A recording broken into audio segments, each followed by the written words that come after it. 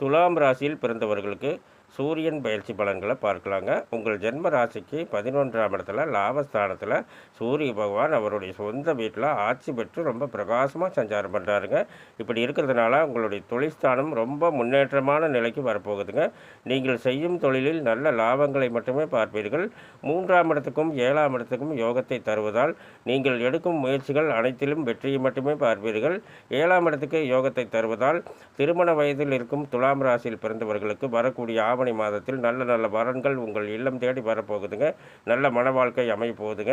8ஆம் இடத்துல குரு இருக்கும்போது எப்படி கல்யாணம் நடக்கும் அப்படின்னு நீங்கள் கேட்கலாம். 8ஆம் இடத்துல குரு இருந்தால் என்னங்க, 2ஆம் இடம் குடும்பஸ்தானம் இல்லைங்களா, அந்த குடும்பஸ்தானத்தை பார்த்துட்டு தான் இருக்கிறாரு. இப்படி இருக்கிறதுனால ஆவணி மாதத்தில் நல்ல நல்ல வரன்கள் உங்கள் இல்லம் தேடி வருங்க. திருமண வயதில் இருக்கும் துலாம் ராசியில் பிறந்தவர்களுக்கு.